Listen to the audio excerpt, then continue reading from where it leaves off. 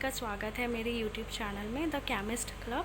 मुझे आशा है, उम्मीद है कि आप सब कुशल मंगल होंगे। तो आइए आज कुछ हटके करते हैं, रिएजेंट्स के बारे में, ऑर्गेनिक केमिस्ट्री के बारे में पढ़ते हैं। ठीक है, तो आज का जो हमारा रिएजेंट होगा वो होगा वुडवर्ड रिएजेंट, जिसमें हम पढ़ेंगे वुडवर्ड डाइहाइड्रोक्साइलेशन के बारे में। इसके कुछ कंडीशंस देखेंगे, इसकी रिएक्शन देखेंगे और आगे हम एक इसका ट्रांसडेकलिन का एक एग्जाम्पल भी सॉल्व करेंगे। ठीक है, तो आइए इसका देखते हैं रिएक्शन कंडीशंस। जैसा कि आप देख पा रहे हैं, मतलब प्रीवोस्ट में हम बेसिकली मॉइस्ट कंडीशंस का यूज़ नहीं करते हैं, वुडवर्ड में हम मॉइस्ट कंडीशंस का यूज़ करते हैं। ठीक है, तो कंडीशंस देखते हैं। इसमें क्या होता है, अल्कीन होगी, अल्कीन के साथ आपको रिएजेंट्स में आयोडीन दिया होगा और यहाँ पर आपको सिल्वर एसीटेट दिया होगा, सिल्वर फिनाइल एसीटेट। ठीक है, और वाटर होगा हल्का सा, और सेकेंड में आपका वर्कअप होगा। ठीक है, इस प्रोसेस को हम बोलते हैं वर्कअप, और ये सेम है दोनों में ही, प्रीवोस्ट में भी ये सेम है। ठीक है, और फिर उसके बाद हमें ये प्रोडक्ट मिल जाएगा। तो आप देख पा रहे हैं हमें यहाँ पर क्या मिल रहा है, सिनडायोल। तो देखिए, आपको दिमाग में एक क्वेश्चन आ रहा होगा कि वुडवर्ड प्रीवोस्ट दोनों सेम ही चीज़ है, एक में हम पानी इस्तेमाल कर रहे हैं, एक में हम पानी इस्तेमाल नहीं कर रहे हैं, तो ऐसा क्या फ़र्क पड़ रहा है। तो देखिए, यहीं पर फ़र्क आ रहा है। वुडवर्ड में पानी इस्तेमाल किया तो सिनडायोल, प्रीवोस्ट में पानी मॉइस्ट कंडीशन यूज़ नहीं करी तो हमें वहाँ पर एंटी डायोल मिलता है। ठीक है, तो यहाँ पर प्रीवोस्ट हमें एंटी डायोल देता है जहाँ पर हमने पानी यूज़ नहीं किया है। ठीक है, सो यही एक अंतर है, और इसको आपको कैसे याद करना है ये भी मैं आपको ट्रिक बताऊंगी कि वुडवर्ड सिन देगा, प्रीवोस्ट एंटी देगा, ये आप कैसे याद कर सकते हैं हमेशा के लिए। तो चलिए देखते हैं मैकेनिज़्म क्या होगा। तो सबसे पहला स्टेप होता है इलेक्ट्रोफिलिक एडिशन रिएक्शन। ठीक है, तो इसमें क्या होगा, आपकी एल्कीन है, यहाँ पे आपका आयोडीन है और यहाँ पर फिनाइल एसीटेट जो आपका प्रेजेंट है रिएक्शन मिक्सचर में। तो बेसिकली देखिए क्या होता है कि हमें पता है हमारी एल्कीन हमेशा इलेक्ट्रॉन रिच होती है। यहाँ पर पाई इलेक्ट्रॉन क्लाउड होते हैं जो ऊपर और नीचे होते हैं हमारे। ठीक है, तो क्या होगा, आयोडीन है, आयोडीन के साथ यहाँ पर फिनाइल एसीटेट है। तो फिनाइल एसीटेट क्या करता है, यहाँ पर देखिए एक मेटल है और यहाँ पर ऑक्सीजन है, तो मेटल पे पार्शियल पॉजिटिव चार्ज आएगा, ऑक्सीजन पे पार्शियल नेगेटिव चार्ज आएगा। आयोडीन जो है बहुत ज़्यादा, इसके पास वैलेंस इलेक्ट्रॉन होते हैं, ये पूरा इलेक्ट्रॉन रिच होगा। तो यहाँ पर मेटल क्या करेगा, वो इधर की तरफ भागेगा, इसके इलेक्ट्रॉन्स Ag को अट्रैक्ट करेंगे, तो यहाँ पर क्या होगा, एक बॉन्ड पोलैरिटी इंट्रोड्यूस होगी। ठीक है, जब बॉन्ड पोलैरिटी यहाँ पर इंट्रोड्यूस होगी तो क्या होगा, एक आयोडीन पे डेल्टा पॉजिटिव कैरेक्टर आएगा और एक आयोडीन पे डेल्टा नेगेटिव कैरेक्टर आएगा। आप देखिए, यहाँ पर मेरा डेल्टा पॉजिटिव आ गया है, यहाँ पर मेरा डेल्टा नेगेटिव कैरेक्टर आ गया है। फिर उसके बाद यहाँ पर क्या होगा, बगल में एल्कीन प्रेजेंट है जो बहुत इलेक्ट्रॉन रिच है। तो क्या होगा, सबसे पहला स्टेप होगा, अल्कीन मेरी इस पर रिएक्ट करेगी, अटैक करेगी आयोडीन पे, जो डेल्टा पॉजिटिव वाली आयोडीन है। फिर उसके बाद क्या होगा, ये बॉन्ड तो यहाँ से छूट जाएगा। ठीक है, ये बॉन्ड फिर टूट जाएगा हमारा। ठीक है, फिर यहाँ पर क्या हुआ, ये जो चीज़ है एल्कीन आयोडीन के साथ एक कॉम्प्लेक्स बना लिया, तो यहाँ पर इस वाले कार्बन पे क्या होगा, यहाँ पर एक पॉजिटिव चार्ज आ जाएगा। ठीक है, और यहाँ पर क्या होगा, एक ये वैसे न्यूट्रल रहेगी, यहाँ पे कोई चार्ज नहीं आएगा, क्योंकि आपको मैं यहाँ पर एक बताती हूँ। जैसे ये मेरी एल्कीन है, ठीक है, प्लस यहाँ पर मेरा एक आयोडीन है, यहाँ पर मेरा डेल्टा पॉजिटिव है, यहाँ पर मेरा डेल्टा नेगेटिव है। जब मैंने ये अल्कीन को इस पर अटैक कराया, ठीक है, तो क्या होगा, इस पर थोड़ा नेगेटिव चार्ज आएगा और यहाँ पर क्या होगा, पॉजिटिव चार्ज हो जाएगा। यहाँ पर हल्का मेरा नेगेटिव कैरेक्टर डेवलप होगा।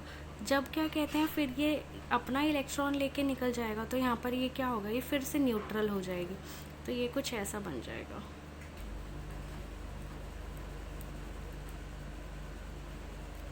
ठीक है, तो और आयोडीन के पास लोन पेयर ऑफ इलेक्ट्रॉन्स होते हैं, तो वो मैं यहाँ पे दिखा दूँगी।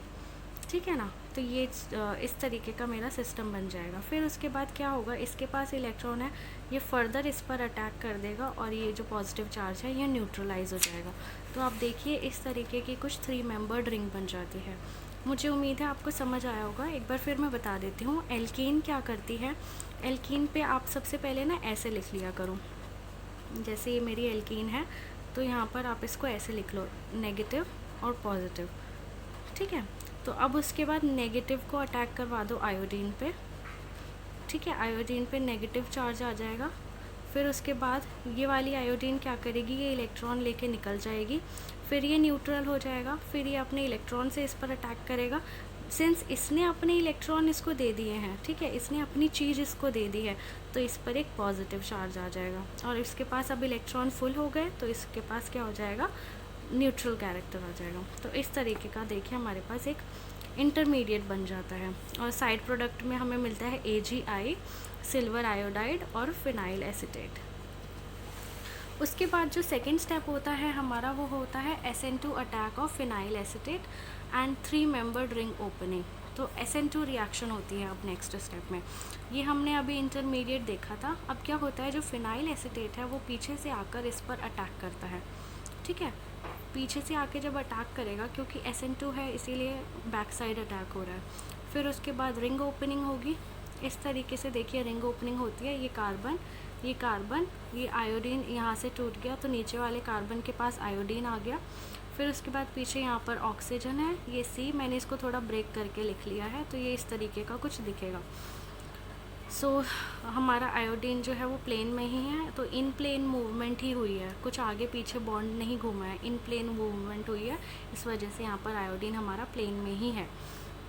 तो अब देखिए, अब उसके बाद देखिए यहाँ पर जो है मेरा आयोडीन SN2 रिएक्शन में क्या होता है, बेसिकली हमारे लीविंग ग्रुप्स बहुत अच्छे होते हैं। मैं आपको SN2 रिएक्शंस के बारे में भी बताऊंगी अपनी अपकमिंग वीडियोस में, बहुत अच्छे से और बहुत अच्छे डिटेल से आपको समझाऊंगी। तो आयोडीन मेरी यहाँ से निकल जाएगी। फिर उसके बाद बेसिकली क्या होता है, जैसे कि मैंने अभी आपको बताया कि आयोडीन मेरा एक बहुत अच्छा लीविंग ग्रुप होता है, ठीक है।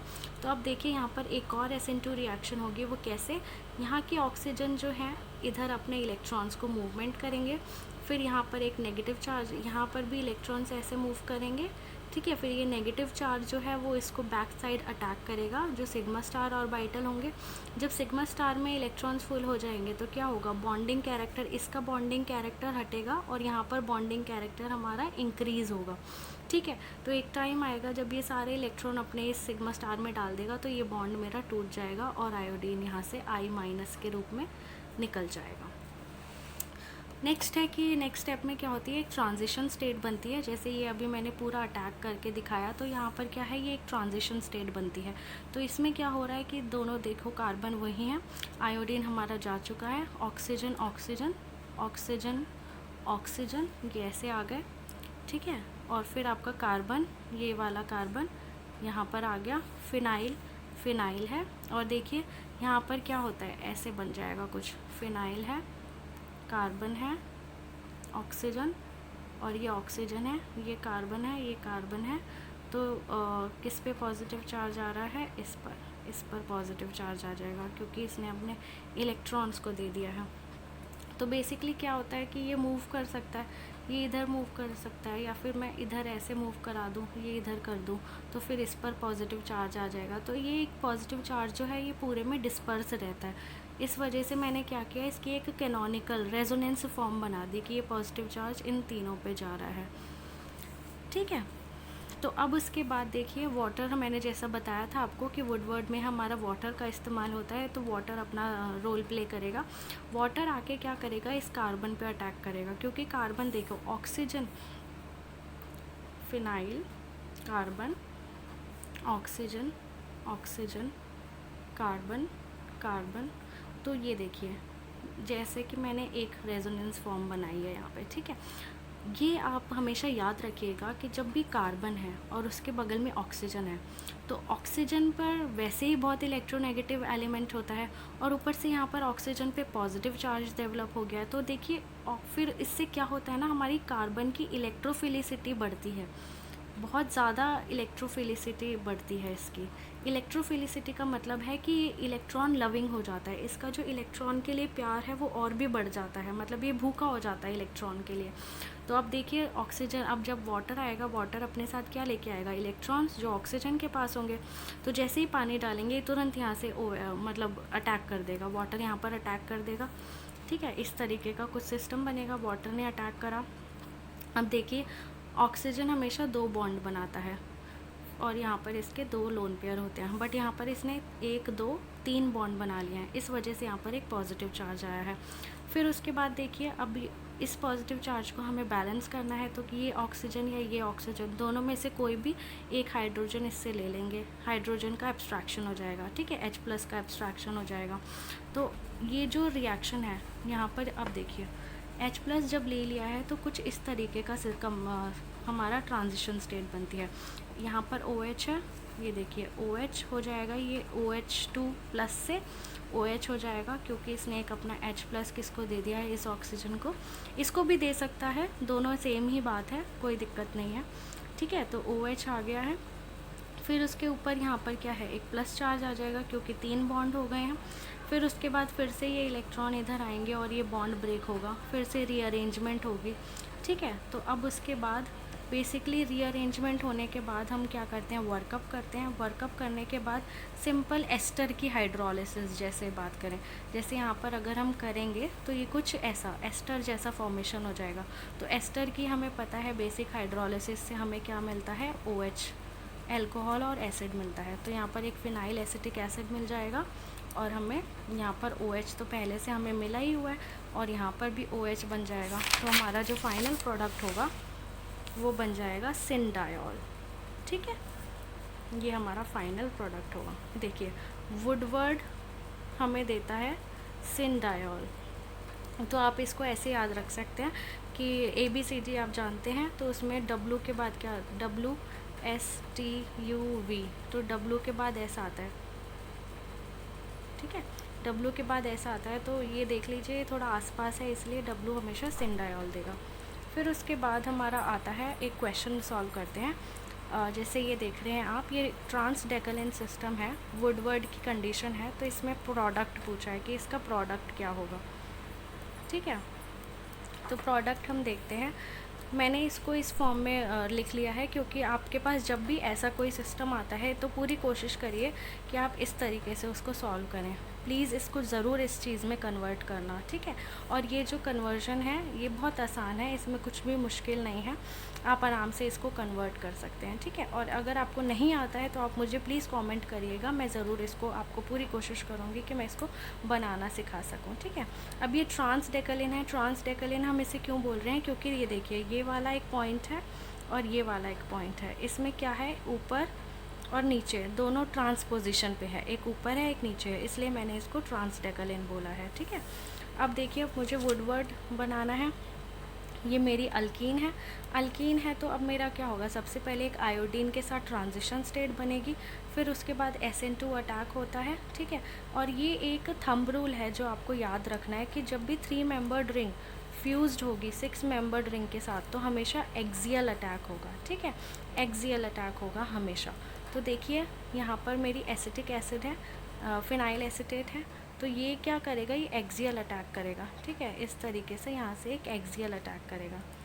और यहाँ पर एक चीज़ है कि ये रिंग कैसे बनी, तो मैं आपको ये रिंग अभी बताती हूँ कैसे बनी, बट पहले ये समझ लीजिए एग्जाम्पल कि एक्सियल अटैक हुआ तो यहाँ पर क्या आ गया, मेरा फिनाइल एसिटेट आ गया, और फिर ये जो बॉन्ड है ये टूट गया, और फिर यहाँ पे आयोडीन नीचे आ गया।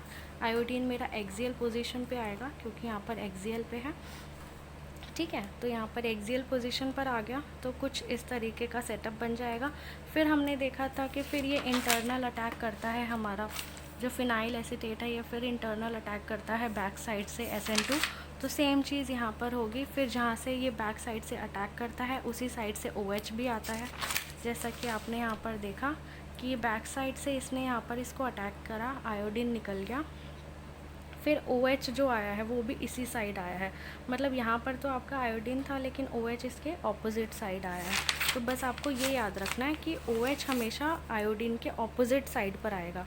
जैसे आयोडीन यहाँ पर एक्सियल है तो OH आपका कहाँ आएगा, इक्वेटोरियल पे, ठीक है, ये याद रखना है। आयोडीन अगर एक्सियल है तो OH इक्वेटोरियल पे आएगा, अगर आयोडीन इक्वेटोरियल है तो OH एक्सियल पे आएगा।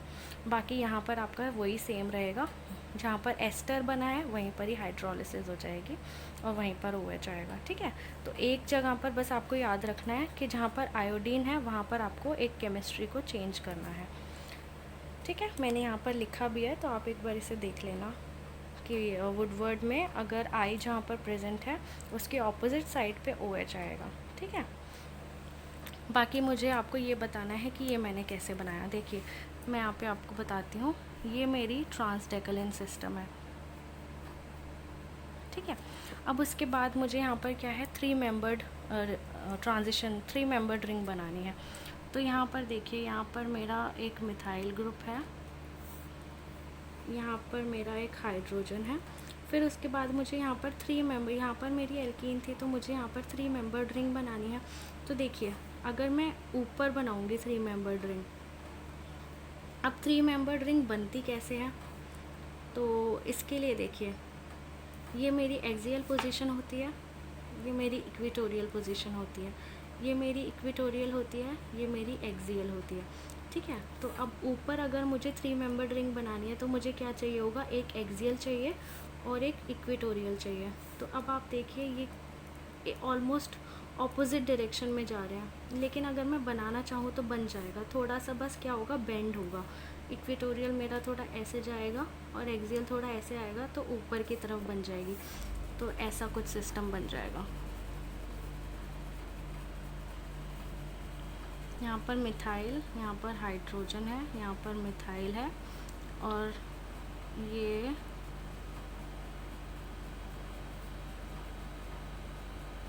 तो ये मेरा एक्सियल बॉन्ड है, ये इक्वेटोरियल है, और यहाँ का एक्सियल ये है और यहाँ का इक्वेटोरियल ये है। तो देखिए अब यहाँ पर ऊपर आयोडीन है, ऊपर मिथाइल है, तो इनके बीच में क्या होगी, 1,3 डाईएक्सियल इंटरेक्शन होगी और रिपल्शंस होंगी। इस वजह से मेरा ये सिस्टम क्या होगा, अनस्टेबल होगा, ठीक है। तो अनस्टेबिलिटी को हटाने के लिए मैं क्या करती हूँ, मैं नीचे वाला पार्ट लेती हूँ। जैसे ये मेरा रिंग है ट्रांसडेकलिन, तो ये मेरा एक्सियल है, ये मेरा इक्वेटोरियल है। तो बेसिकली मैं क्या करूँगी, नीचे वाला एक्सियल ले लूँगी और इसका इक्वेटोरियल ले लूँगी, ठीक है, और यहाँ पर मेरी एक रिंग बन जाएगी। तो ये मेरा इक्वेटोरियल बन गया। थोड़ी रिंग मेरी अच्छी नहीं बनी है, बट थोड़ा आप समझ जाइएगा। तो अब देखिए यहाँ पर मिथाइल मेरा ऊपर है और यहाँ पर रिंग मेरी नीचे है, तो आराम से मेरा रिपल्शन भी नहीं हो रही और ये मेरा सिस्टम क्या है, स्टेबल है, ठीक है। तो ऐसे होता है सिस्टम हमारा। और ये जो चीज़ है ये याद रखना हमेशा कि 3 member ring fused with 6 member always axial attack, ये थंब रूल है।